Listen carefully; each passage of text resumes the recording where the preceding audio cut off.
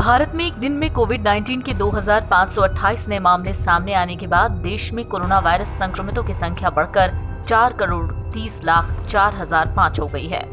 वहीं उपचाराधीन मरीजों की संख्या घटकर 29,181 रह गई है।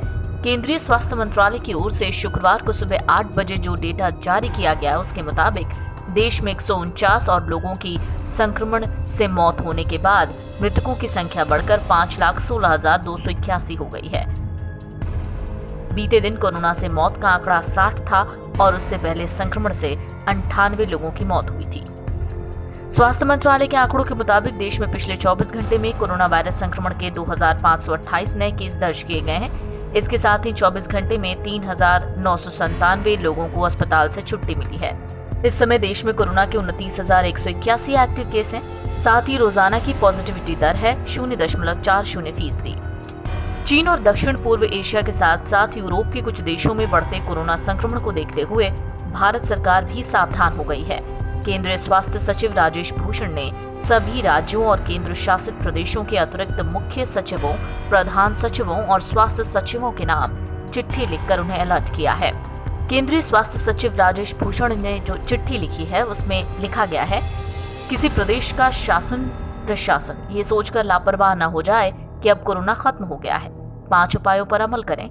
इनमें जांच में तेजी लाना, ट्रेसिंग, इलाज करना, संपूर्ण टीकाकरण और कोविड अनुकूल व्यवहार करना शामिल है। पूरे दक्षिण पूर्व एशिया और यूरोप के कुछ देशों में कोरोना की नई लहर देखी जा रही है।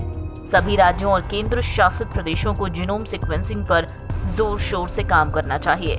साथ ही कोविड-19 के हालात पर पूरी नजर रखी जाए।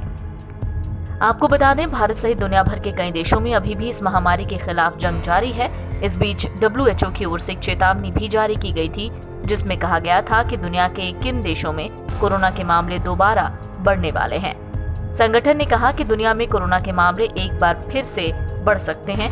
केंद्र सरकार ने कहा कि प्रदेश लोगों को कोविड रोधी टीका लेने को प्रोत्साहित करते रहें।